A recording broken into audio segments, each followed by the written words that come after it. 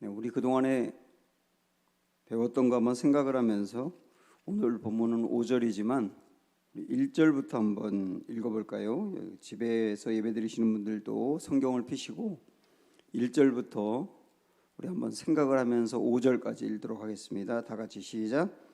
여호와여, 주께서 나를 살펴보셨으므로 나를 아시나이다.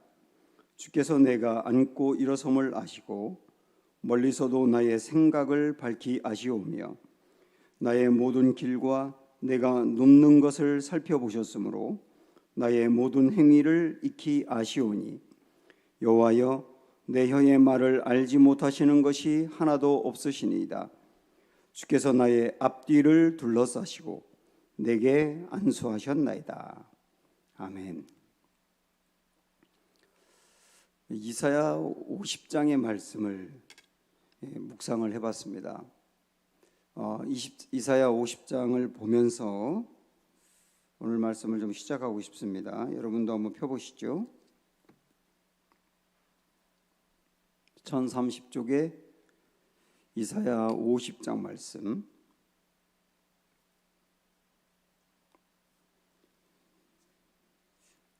이스라엘 백성들이 굉장히 어려운 가운데 처해 있거든요.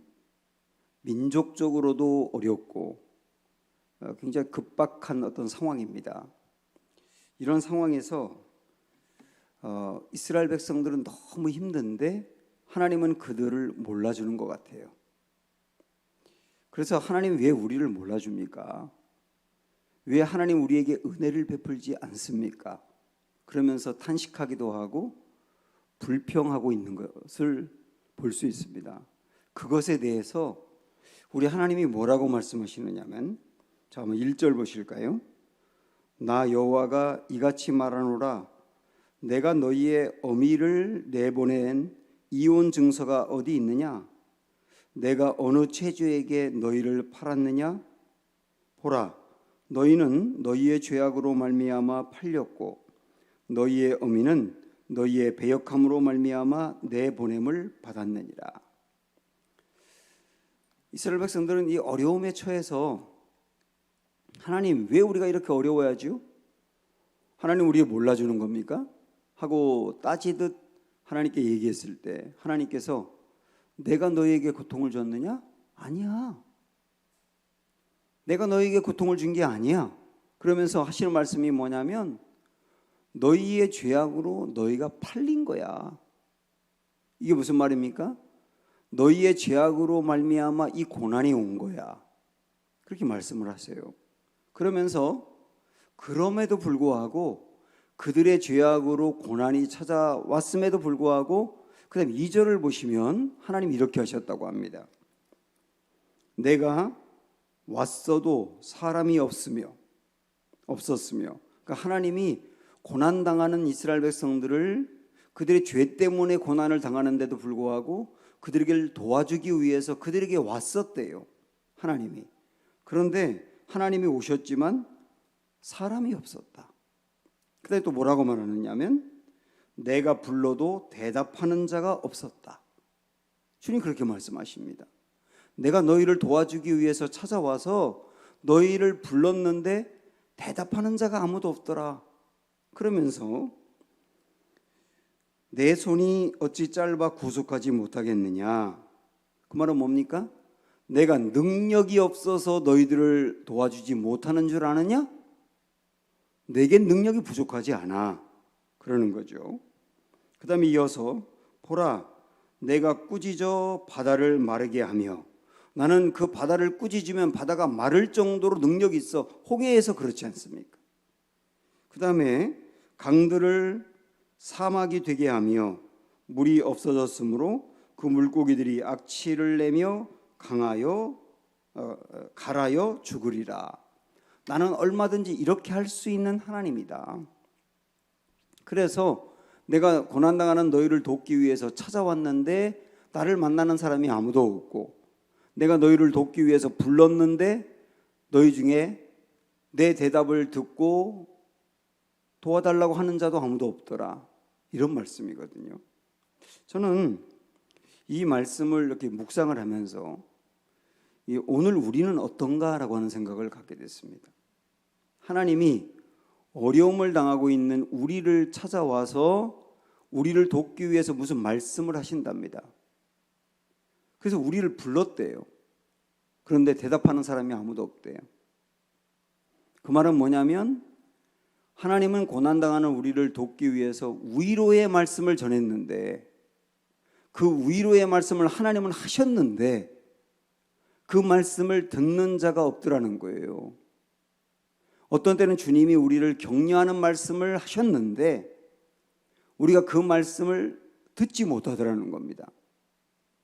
그래서 만약에 하나님이 하시는 그 말씀을 우리가 정말 귀담아 들을 수 있었더라면 그렇게 힘들지 않을 수도 있었겠다. 그때 하나님이 우리에게 일으켜 세워지기 위해서 용기를 주는 말씀을 하셨는데 그 말씀을 우리가 정말 들었다고 하면 그렇게 방황하지 않을 수 있었겠다. 그런데 하나님은 불러도 대답하는 자가 없었다는 거예요. 이 말은 무슨 얘기입니까? 하나님이 우리에게 말씀하시는 것을 하나님의 말씀으로 들을 수 있는 귀가 열린 사람이 하나님이 볼 때 적다고 하는 말씀 아닙니까? 우리 한번 다윗 이야기를 생각을 해볼까요? 다윗의 인생에 우리는 이제 밧세바 사건이라든지 그런 일들만 굉장히 큰 위기였다고 생각하는데 다윗의 인생에 굉장히 중요한 위기가 또 있었습니다. 그 위기 두 가지를 한번 생각을 해볼게요. 하나는 여러분도 잘 아시는 아비가일 이야기입니다. 다윗이 아비가일의 그 남편인 나발이라고 하는 사람을 많이 도와줬다가 그가 추수할 때 우리가 당신을 지금까지 많이 도와줬으니까 추수하고 나서 잔치를 벌이는데 우리에게도 좀 먹을 걸 다오. 당연히 요청할 수 있죠. 그런데 나발이 아주 교만하게 굴지 않았습니까? 그래서 화가 난 다윗이 나발을 죽이기 위해서 굉장히 많은 사람들을 데리고 막 씩씩거리며 가고 있어요. 조금 잘못하면 다윗이 살인자가 되는 겁니다. 그때 하나님께서 아비가일을 보내세요. 그 아비가일이 나발이라고 하는 사람의 아내이지 않습니까? 그 아비가일이 다윗에게 와서 지혜롭게 다윗에게 이야기하므로 다윗이 정신이 번쩍 나가지고 살인하려고 했던 마음을 바꾸지 않습니까? 그 아비가일은 분노해서 하나님의 뜻을 저버리고 악한 길로 가려고 하는 사람들을 깨우치는 하나님의 메시지거든요. 오늘 우리에게도 우리가 막 흥분하고 분노하고 마음이 격해지면 이 분별력을 잃어버리고 그때 내 입에서 쏟아내는 말이라든지 내가 하는 행동이 죄악된 게 많거든요. 그럴 때 하나님은 우리에게도 아비가일을 보내시는 거예요. 마음을 진정시키고 정말 깨닫게 하고 이 일을 계속했다가는 큰일 나겠구나. 그런 것을 알게 하는 메시지거든요. 그 아비가일은 다윗에게만 가는 게 아니라 우리에게도 온단 말입니다. 다행히 다윗은 아비가일의 이야기를 듣고 지금 내가 뭐 하는 거지? 이런 일로 인해서 사람을 죽이려고 해? 그럼 정신이 바짝 들어가지고 돌이켰단 말이에요. 만약에 다윗이 하나님이 아비가일을 그에게 보냈는데도 불구하고 아비가일의 말을 듣고도 그게 하나님의 음성으로 깨닫지 못했다고 하면 다윗은 나발을 죽였을 겁니다. 나발만이 아니라 나발의 가정에 많은 종들도 죽였을 거예요. 그러면 다윗의 인생에 아주 심각한 살인자가 되기 때문에 다윗도 사울과 다를 바 없는 사람이 되는 거거든요. 그럼 어쩌면 다윗은 더 이상 왕이 되지 못했을 수 있어요.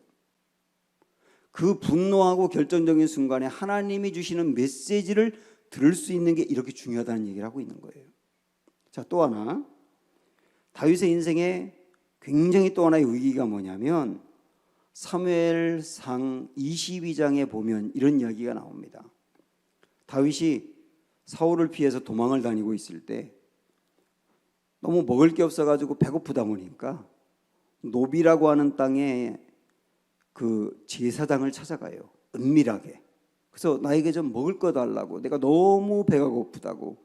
그러니까 제사장이 그에게 원래 제사장만 먹어야 하는 진설병이라고 하는 떡을 줍니다. 다윗이 그걸 먹고서 이제 허기를 채우거든요. 그런데 그 다음에 거기를 얼른 떠나면서 제사장에게 무엇을 요구하느냐면, 내가 지금 소유하고 있는 칼이 없는데 칼이 있으면 좀 달라고 그렇게 부탁을 합니다. 그러니까 그 제사장이 다윗에게 다윗이 이전에 죽였던 골리앗이 갖고 있는 칼을 거기 보관하고 있었나 봐요. 그 칼을 다윗에게 줬어요. 문제는 그 장면을 도액이라고 하는 사람이 다 보았던 겁니다. 그러면서 도액이 사울에게 이 모든 사실을 고발한 거예요. 다윗이 왔었는데 그때 당시에 다윗은 수배 상태였거든요.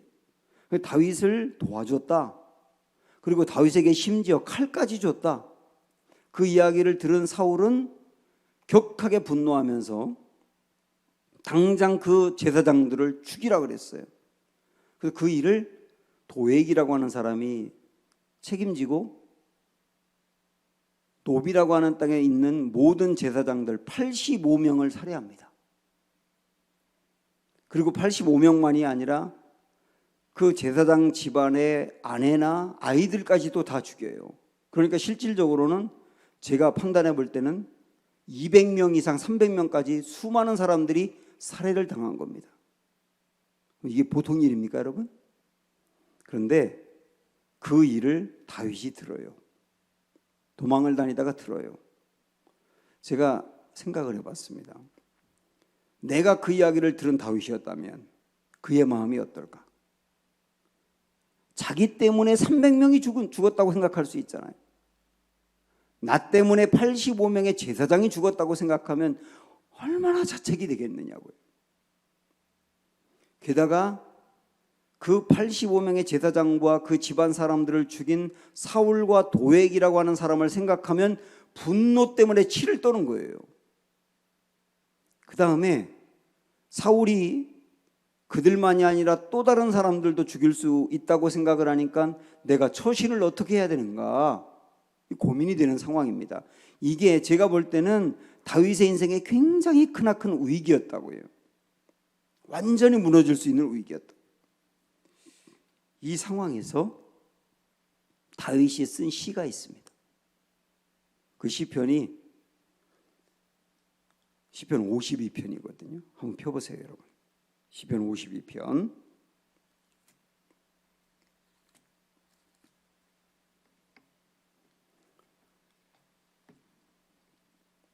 여기에 보시면 그 표제어를 보시면 이렇게 나옵니다. 두 번째 줄 한번 보세요. 에돔인 도액이 사울에게 이르러 다윗이 아히멜렉의 집에 왔다고. 아히멜렉이 놉 땅의 제사장이었거든요. 집에 왔다고 그에게 말하던 때에, 조금 아까 제가 말씀드린 사무엘상 22장이 그 상황이에요.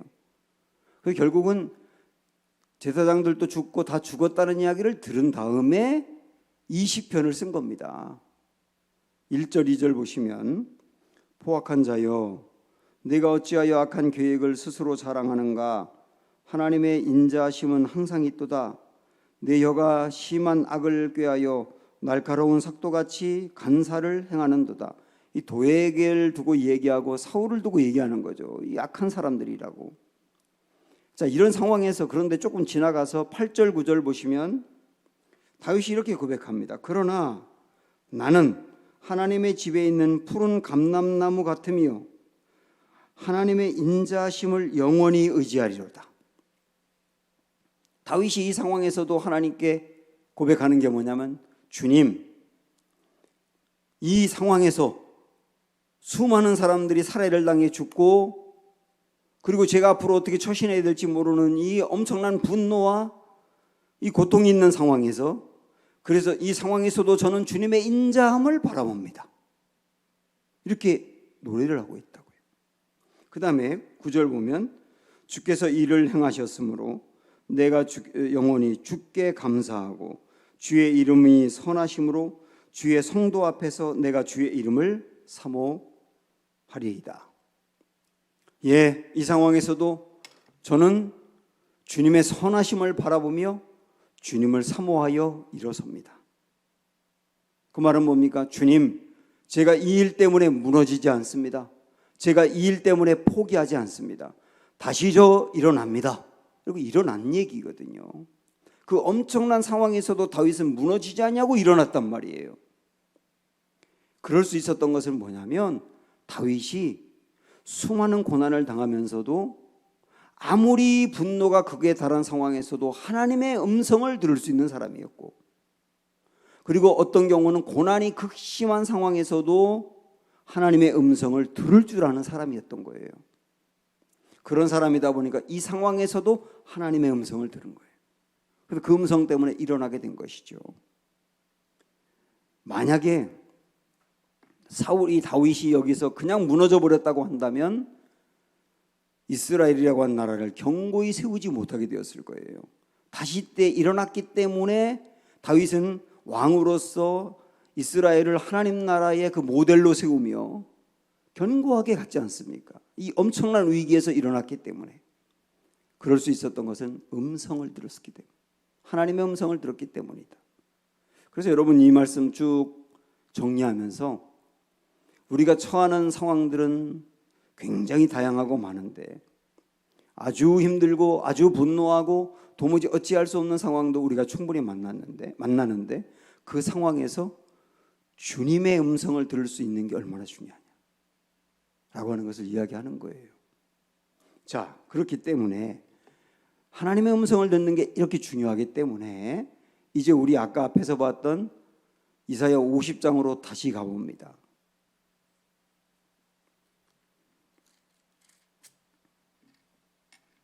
아까 기억을 상기하기 위해서 말씀드리면, 이스라엘이 굉장히 고난을 당할 때 하나님이 그들을 찾아가서 불렀는데 대답하는 사람이 없었다. 그렇지 않습니까? 이거를 하나님의 음성을 이렇게 이사야가 알게 된 거예요. 내가 너희를 찾아갔었어. 근데 너희 중에 대답하는 자가 없었어. 너희가 내 말을 정말 들었다면 위기 가운데 일어났을 텐데 내 말을 듣지 못해서 일어나지 못했어. 이 말씀을 주님이 하신 것 이사야가 알게 된 거예요. 그래서 그 다음에 이사야가 기도하는 내용이 4절입니다. 이 유명한 말씀이거든요. 4절이. 자, 이 말씀이 여기 있구나 하고 알 거예요. 4절 읽어보세요. 시작. 주 여호와께서 학자들의 혀를 내게 주사 나로 곤고한 자를 말로 어떻게 도와줄 줄 알게 하시고 아침마다 깨우치시되 나의 귀를 깨우치사 학자들 같이 알아듣게 하시도다. 이 말씀이 여기 있어요. 자, 이사야가 드리는 기도인데요. 이사야가 드리는 기도가 이 내용이거든요. 주여, 학자들의 혀를 갖게 하시고 학자들의 귀를 갖게 해주십시오. 이 기도를 드리고 있는 겁니다. 그런데 그 중간에 보면 뭐라고 나와 있느냐면 아침마다 학자들의 귀를 갖게 해달라는 거예요. 일단 아침마다를 생각해 보면 아침마다 하나님의 말씀을 듣게 해달라고 기도하는 거죠. 아침마다.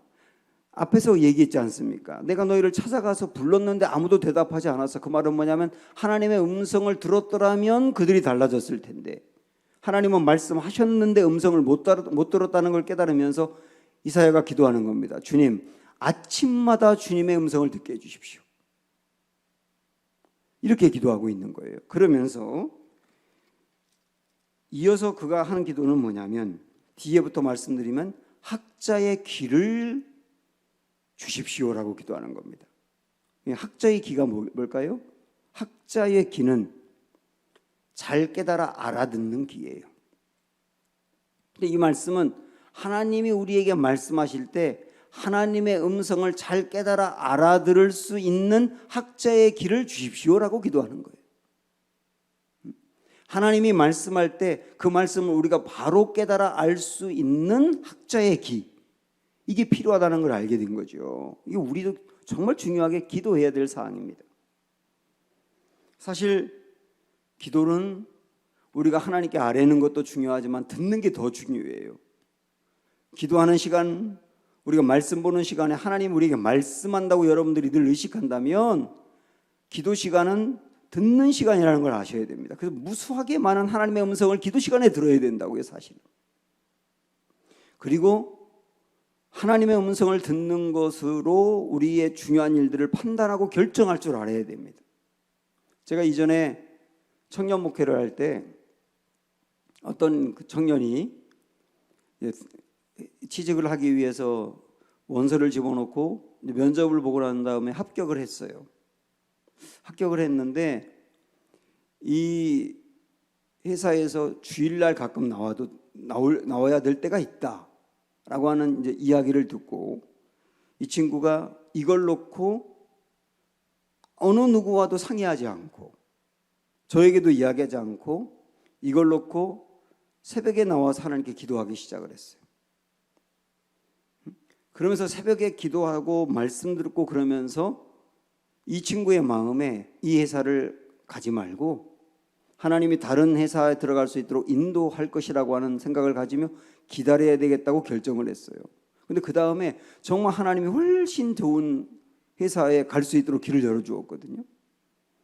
이 친구를 보면서 제가 이 친구가 믿음이 있다고 판단했던 것은 뭐냐면 사람들의 이야기를 들어보고 사람들과 상의하면 혼란스러워질 수 있죠. 그러니까 어느 누구와도 상의하지 않고 오직 하나님이 내게 말씀하신다는 것을 믿고 하나님의 음성을 듣기 위해서 주님의 임재 앞에 있었던 겁니다. 이게 신앙이거든요. 그리고 하나님이 들려준 그 말씀으로 결정을 하는 거예요. 그게 신앙이라고요. 제가 언젠가 그런 말을 했었죠. 역시 제가 청년들 목회할 때인데 한 번은 청년 한 명이 제게 찾아와서 자기의 고민을 길게 얘기를 했습니다. 그러면서 저에게 뭐라 그러냐면 목사님 이럴 때 어떻게 해야죠? 이렇게 물어봤어요.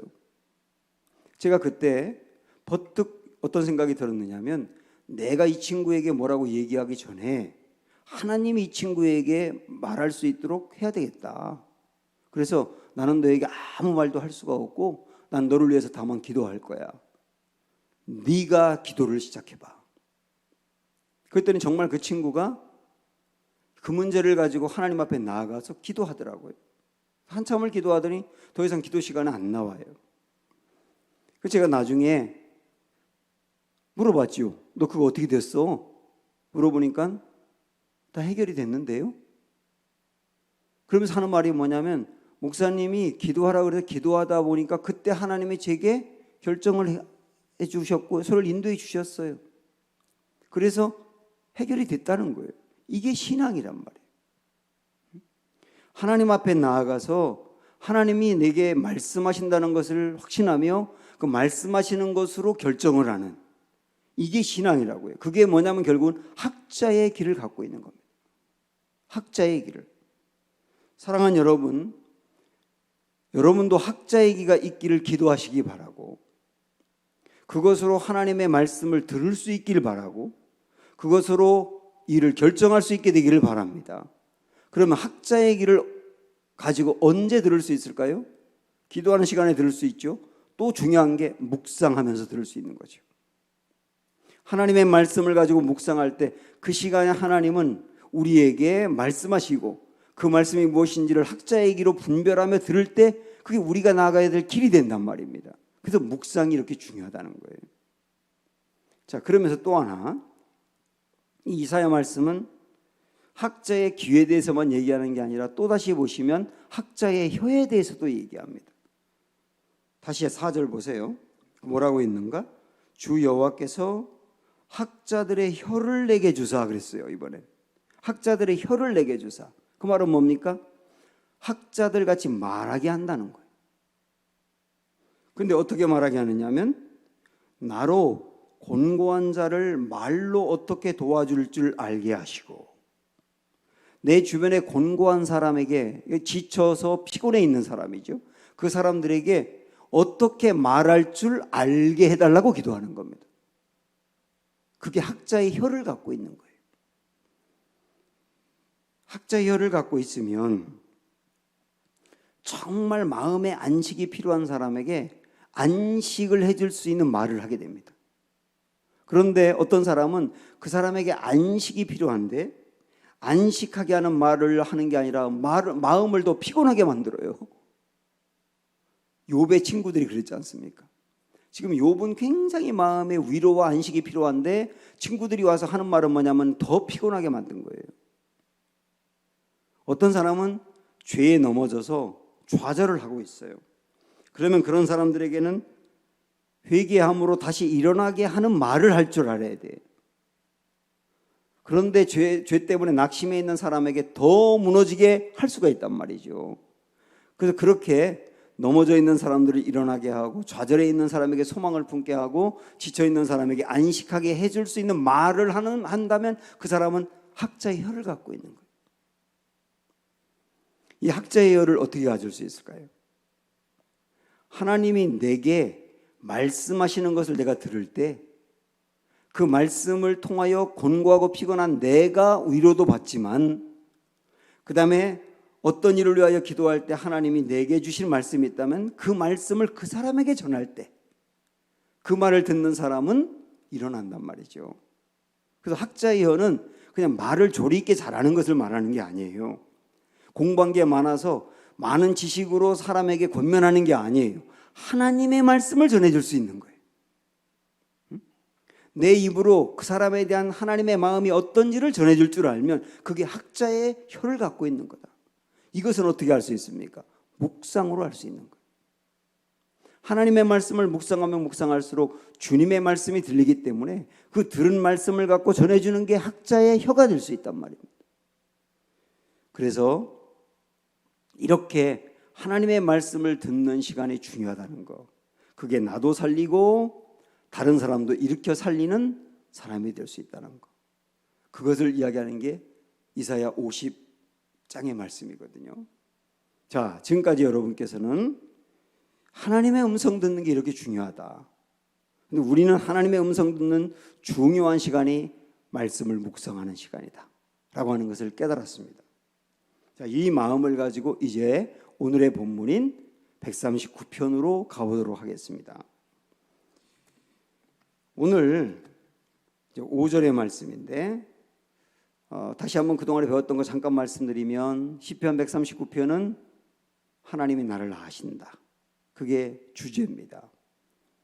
근데 무엇을 아시느냐? 나의 생각을 밝게 한다.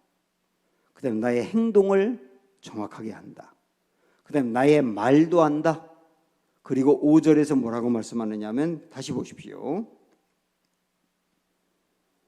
주께서 나의 앞뒤를 둘러싸시고 내게 안수하셨나이다.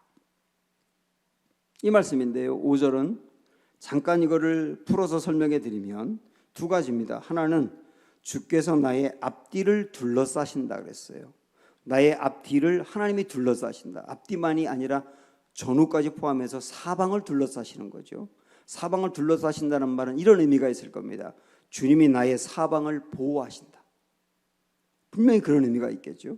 또 하나는 주님이 나의 사방을 테두리로 이렇게 둘러싸 지켜주시기 때문에 그래서 우리가 하나님에게서 벗어나지 못하도록 지켜주신다. 이런 의미도 있죠. 그 의미를 여러분이 살려서 묵상을 한번 해보세요. 그 다음에 뒤에 나오는 건 이렇게 나옵니다. 뒤에는 내게 안수하셨나이다. 이 안수했다는 말을 영어 성경으로 보면 하나님의 손을 내 머리 위에 얹으시면서 축복하셨다는 얘기거든요. 하나님의 손을 내 머리 위에 얹고 하나님이 축복할 리는 없으니까 복을 내리셨다죠.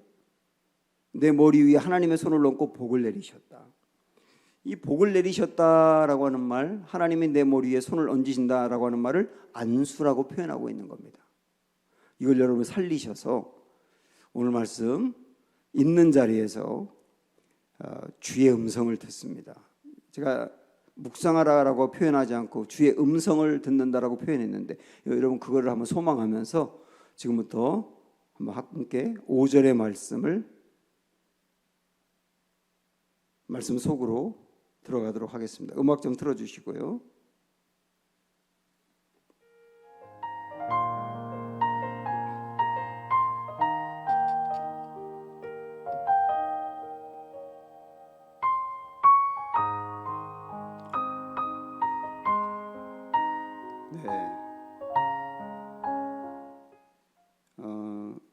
여러분이 이제 나의 앞뒤를 둘러싸시며 이 부분을 묵상할 때 하나님이 지금 여러분 상황에 꼭 필요한 어떤 말씀을 주셨으리라고 보고 내게 안수하셨나이다 라고 하는 것도 어떤 여러분에게 각자의 아주 적절하게 말씀하셨으리라고 봐요. 제가 이제 묵상을 하면서 내게 안수하셨나이다 라고 하는데 초점을 두고 이제 저도 이제 음성을 듣기를 원했는데, 이 안수한다라고 하는 게 저도 이제 우리 교우들을 안수할 때가 있지 않습니까? 보통 일반적으로 안수 그러면 축복을 비는 건데, 이분이 이렇게 잘 되기를 원하여, 뭐 치유되기를 원하여 이렇게 안수하잖아요. 이게 굉장히 중요한 안수죠. 그런데 안수하는 그 시간에 매우 중요한 게 있다는 걸 알게 됐거든요. 그게 뭐냐면, 하나님이 예를 들어서 제가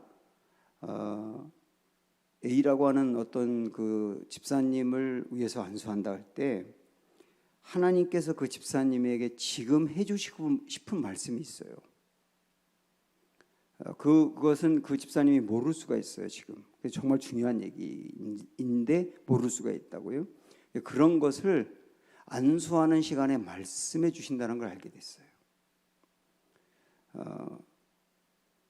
제가 이전에도 이제 이 경험을 한번 나눈 적이 있는데, 제가 예전 교회에 있을 때 특별 새벽기도 시간에 이제 교우들을 이렇게 기도하고 안수했는데요.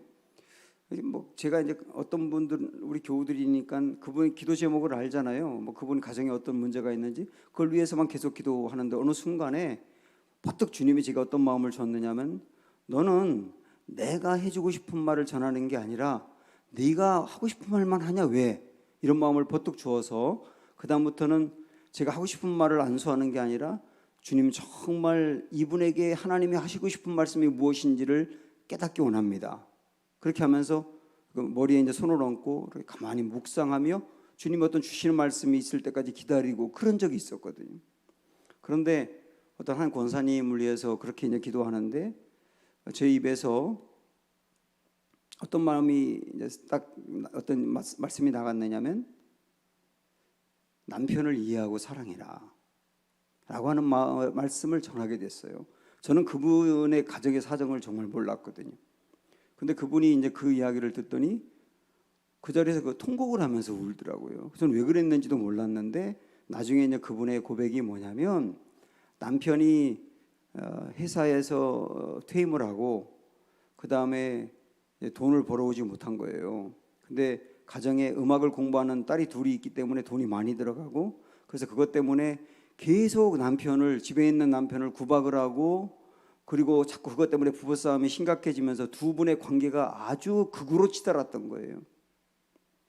그래서 이제 이 권사님은 가정에 필요한 물질을 채워달라고만 기도를 했는데, 하나님이 이분의 그 마음에 깨닫게 한 건 뭐냐면, 남편을 사랑해라.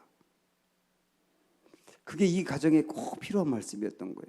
그래가지고 그 말씀을 들으면서 그 권사님은 내게 정말 중요한 게 이 남편 사랑하는 거구나 라고 하는 걸 알게 됐고, 남편 앞에서 그랬던 것을 고백하고 회개하고, 그러면서 그 가정이 회복이 됐어요. 회복이. 그래서 제가 그 얘기를 쭉 들으면서 그 가정에게 정말 필요한 것은 물질이 더 있는 게 아니에요. 그 가정에게 제일 필요한 것은 부부관계가 회복이 되는 거라고요.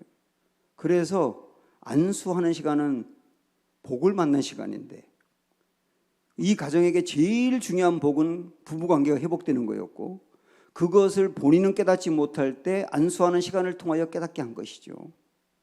자, 그게 안수라고 한다면 하나님이 오늘 이 말씀을 통하여 하나님이 우리에게 안수한다라고 하는 것은 어떤 의미냐면, 하나님이 내게 말씀을 해주신다. 그 말씀은 내게 오늘 가장 필요한 것이고, 내가 꼭 필요한지를 모를 수 있는데 하나님은 알려주시는 거다. 우리는 내가 기도할 때도 이거 주세요, 이거 주세요, 이거 주세요 내가 정해놓고 달라고 하지만, 하나님은 정말 그 사람에게 꼭 필요한 게 그게 아닐 수도 있고 다른 것일 수도 있는 거거든요. 그거를 알려주는 게 안수하는 시간이다. 그래서 여러분은 하나님으로부터 이 마음으로 소망하시기 바라고, 주여 내가 오늘 이 순간에 꼭 필요한 제일 중요한 말씀을 듣게 해 주십시오. 그게 그리고 나에게 진짜 복이라고 하는 것을 알게 해 주십시오 하고 소망하며 기도하시기를 바랍니다. 그때 우리는 예배 시간마다 묵상할 때마다 이 복을 정말 누리며 받게 될 것입니다. 하나님은 우리를 안수하는 분이십니다. 함께 우리 주님의 이 마음을 마음에 품으시면서 찬양하도록 하겠습니다. 나를 지으신 주님, 함께 찬양합니다.